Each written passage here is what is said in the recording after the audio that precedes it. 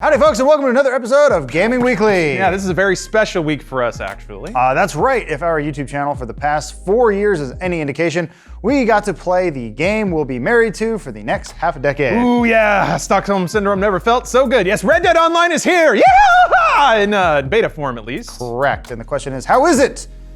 Most importantly, how shitty is that grind gonna be? Ooh, early reports say pretty goddamn shitty, exceptionally shitty in fact, but we'll get there in a second. Yeah, but first here's a quick rundown of the mode, which if you're watching this on Friday, should be available to everyone that owns the game. Yeah, get in there. So if you play GTA Online, you know what to expect here. It's pretty damn similar, I know, shocker, right? But the difference here is that Red Dead Online was built after GTA Online, a statement that proves that we know how linear time works. Where's that trophy? There it is.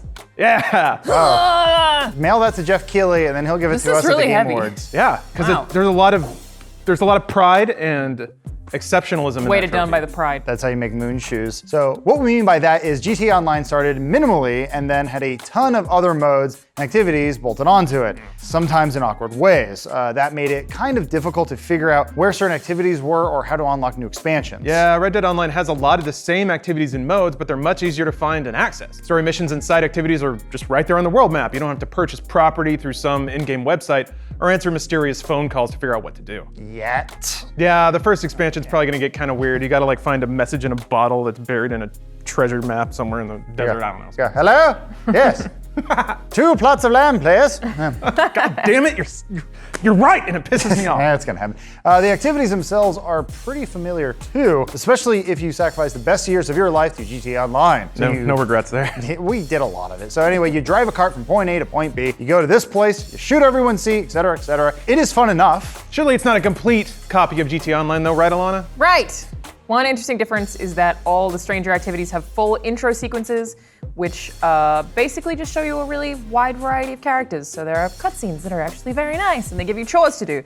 There are even some cameos from Red Dead 2 and Red Dead 1 in there, which is really cool to see. However, just like GTA Online, playing with other people can be fun, but also the worst torture an angry god could will upon absolutely anyone. Yeah, you feel much more fragile in Red Dead Online than in GTA Online, believe it or not. One headshot will kill you from pretty much any gun at any time, and it's pretty easy to headshot people. However, you respawn nearly instantly with no punishment at all. So that means you can be looking at the map or digging around in your backpack for some beef jerky and just get fucking domed right out of nowhere. Yeah. But then again, you're back on your feet within seconds with nothing lost except your train of thought, really. As God willed it. Well, anyway, as Jacob put it last night, there's no, just you say it, Jacob. What did you say? There's no safe place to read a magazine in the Old West. Do you do the voice the whole time? Most of the time. Yeah. I love that. I was wondering if he was gonna drop it any time. Play Sea of Thieves with him sometime. It's weird. Do you do a pirate voice the whole time you play Sea of Thieves? Oh, yeah. I want to play all video games with you. Jacob's a treasure.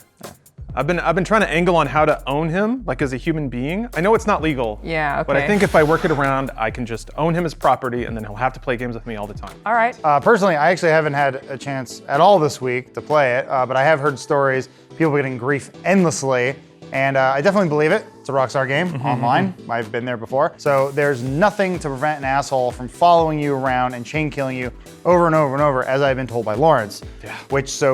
That happened in GTA Online a lot. You'd always spawn next to the guy who you killed, and it'd just be this endless battle until one of you just left the server. Which is mostly annoying when you're just trying to grind. That time spent staring at those old-timey photos developing the loading screens is time you're not earning those delicious gold nuggets. If you were worried about grind from GTA Online, it looks like you have every right to be that angry. Yeah, there are 2 forms of currency in Red Dead Online. There's US dollar, cash, and gold, either of which take forever to earn. So your average deathmatch or horse race or stranger mission will get you about $2 and 0.02 gold bars or nuggets, as they're actually called.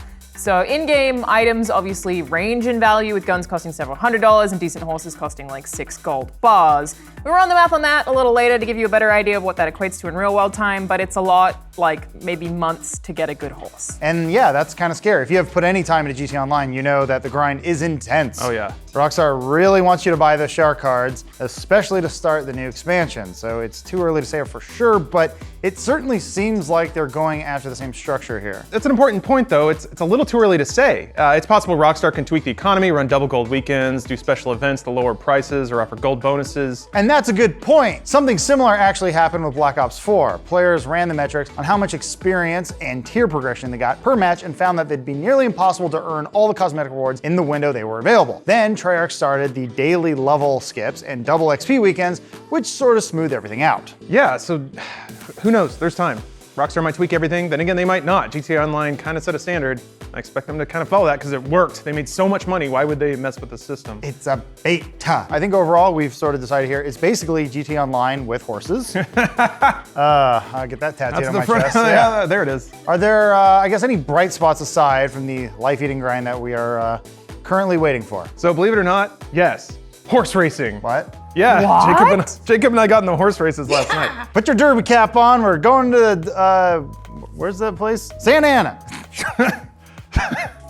So I actually thought horse racing would be lame because when you do it in single player, it's just you versus that idiot who bought a nice horse. Yeah. And you're just running in a straight line. Until you run into a tree and Yeah. fall off your horse. Oh, yeah. Ranch, fail rabbit, a mission. Deer, Maybe there's a rock. aeroplane. Anything, yeah. But the races in Red Dead Online are different. So kind of like the races in GTA. You can run over these like barrels and you'll pick up a gun and then you can shoot mid-race. Also like auto lock on is off. So you have to actually aim. So you can shoot people off their horses or you can shoot the horses. And if you've been on Reddit in the past couple of weeks, you know horse collisions in Red Dead are just, they're just chef kisses all around. It's beautiful. So imagine horse collisions, but with 12 people all barreling down a one-directional street, shooting guns at each other, and people flipping in the air, and people getting kicked and knocked into walls. It's beautiful. I love it. I guess they even have a race where you have to hit checkpoints in any order that are sort of scattered around in specific areas. So that solves the breakaway problem that a lot of races in GTA Online would have, where one person gets out in front of everyone else and then they're just ramming into each other so no one can really catch up. Yeah, it's pretty smart. It keeps everything contentious. You're always weaving in and out of other horses and just ramming into people, and there's ragdolls flying all over the place. It's actually pretty great. All in all, it feels like Rockstar took the lessons they learned through the rolling development of GTA Online and implemented them into the foundation of Red Dead Online, which means the service should have a better launch point and structural foundation going forward. Well, that is if you quit your job to be able to grind out enough of them gold to buy all them pretty horses. Pretty, or just make it your job to grind it out like we did. Easy. It's the biggest scam ever and you all fell for it. Speaking of, we're gonna have to pull some overtime soon. We gotta charge double to get those horses. That's right, Lawrence. The internet has been doing math, proving that they paid some amount of attention in school. So in Red Dead Online, you will be able to buy gold bars at the in-game stores. The ability to purchase them isn't actually live yet. There's a little grayed out thing in the menu. Because worth mentioning, this is an actual beta, not a glorified publicity stunt or public demo like a lot of betas are these days. Alanah, Rockstar officially commented on this, right? They did. Rockstar said, "You may notice some areas of the in-game menus are not yet accessible or available during this early period of the beta, such as the Red Dead Online in-game store, which will eventually open up to provide the option of purchasing gold bars to directly acquire cosmetic items like camp decor or a special style for your weapons." That was one sentence. That's a very long sentence. It's a lot of stuff to buy. And just to be even clearer than they are, gold bars will only be used for cosmetics, no evil stat boosts. Okay, Well, okay.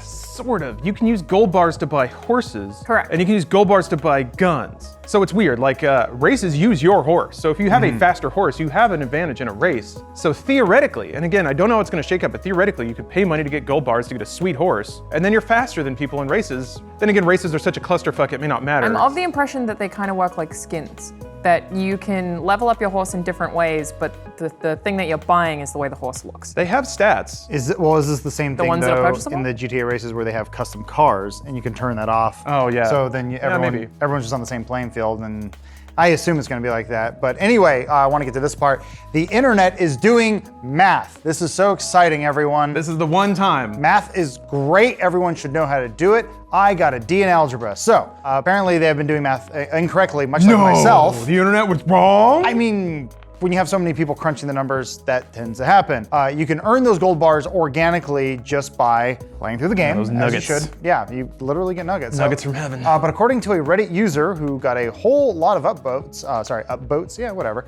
when they posted about it, it will take you a full 50 hours to earn a single gold bar. Oh, that's a whole lot longer than just whipping out that credit card and flinging it at the monitor, isn't it? Too long, in fact. I got stuff to do. It's also probably incorrect. Boo. Another Reddit user who goes by unavailable IDs did some fact checking for us, and after farming deathmatch for 2 straight hours, they got just over 5,000 XP, 0.32 gold bars, and $68.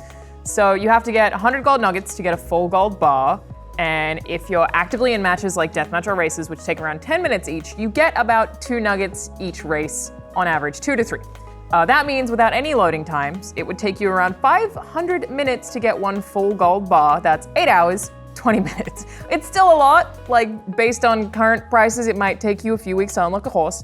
I just don't want to comment too much on that until the game's actually out because, of course, it could change, but it's not 50 hours. Gotcha. And I guess we should warn people now, too. Don't jump on grinding too quickly since your Red Dead Online beta progress might not transfer to the final release. We don't know. Yeah, right. This is an actual stress test beta rather than a publicity beta. Alanah, what did Rockstar say? They said, we hope that all player progress during this early period of the beta will be able to remain intact long term. However, as with many betas for large-scale online experiences such as this, there is always the chance that we may need to implement rank or other stat resets in case of issues. So maybe. Yeah, which, fair. I mean, somebody might find an exploit, crack the thing wide open, and give everyone max rank and a ton of gold.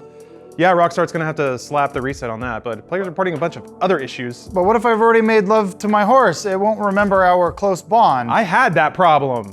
My horse bond reset, and I felt betrayed. Horse fucked you. No, it didn't. It forgot me. Can you name your horse Mr. Hands? Probably. Yeah, I think you can, unless it's blocked for some reason. I don't know. I heard Bender was blocked, right, Omar? Yeah, but somebody told me that that's like a slur in England or People something. in the subreddit said, yeah, it's a slur for homosexual. What isn't a slur in the wonderful UK? You learn a lot. You learn a lot playing video games and seeing what their blacklist is. So A fanny is a vagina. It's weird. So some other people have had issues joining lobbies, accepting stranger missions. There's some issue where you can shoot people from inside your camp, but you're invincible and they aren't. So yeah, if you have your camp down and they're outside your camp, you can just shoot them like crazy, but you're invincible in your camp. But still, if somebody's doing that, why would you hang around? You I know. fucking You leave. just get out of there. It's a beta, yes, and hopefully all this gets ironed out. That's the hope. Can we just go back to the part where you said you're gonna make love to your horse? That's no place for a horse. I said that. How do you even kiss a horse? It's got big old... Have you seen a horse's teeth? It's scary. Yeah. They're so big. They're chompers. Well, they're like old man teeth. They look like wood. and then It's they gross. that smile. It's frightening. So Darksiders 3 is out. The game that we never thought would get made, right? Lana, you're very excited, yeah? I am. I love Darksiders. I also have a lot of disclosures for you before we do this. THQ Nordic sponsored a gameplay for us. yeah. They did not know we'd be talking about the game here, so they didn't influence this segment at all. I also visited Gunfire Games and have had dinner with the team and stuff, so just keep all that stuff in mind for transparency. Show us receipts. What'd you order? I think I got a burger. It was in Austin. They're in Austin. Right near Rooster Teeth. Where's your ethics and games journals? Why don't you show us all the I money disclosed. they paid you? Yeah, but you should have got like something more modest, like a tuna melt. Well, sorry. we'll be waiting for the time where you're not as mean to them as you should be because you ate that burger. Yes. I'll call you out on it. Don't I worry. promise this is going to be honest anyway. So the way that I see it, Darksiders 3 is basically Darksiders Light. Less calories. Yeah, kind of. So for anyone who hasn't played Darksiders Because it's a before, woman. They're watching their refrigerator. What a rude. Sorry. for anyone who hasn't played Darksiders before, we probably just need to explain it real quick. It's basically a series known for hack and slash combat full of combos and boss fights, puzzles, and platforming, and it's all pretty fun. Whereas Darksiders 3 is sort of like half of that. The combat is still really solid and honestly really challenging. It's the only game I've played this year where I've been like extremely frustrated at it for being difficult, but I knew it was my own fault and not the game's fault, even if the camera's sometimes kind of finicky. But it's basically, and sorry for the taboo, Say it. like Dark Souls. Oh, wow. Everyone says Somebody's that. a real journalist here. Man. Dark Souls. Why don't you go back to IGN with all your little Dark Souls thing? The devs even said it was inspired by Dark Souls, so it's not just me who's Okay. saying that. Wow. What isn't inspired by Dark Souls these days? My lunch? No, I had a hard time eating it. I was like, this is like the Dark Souls of food. Okay, but as I was going to say, it's all about dodging. So dodging at the right time is really satisfying, and you'll do extra damage for a brief window after a period where you dodge at the exact right time. Kind of like Witch Time and Bayonetta or something like that? Kind of, yeah, a little.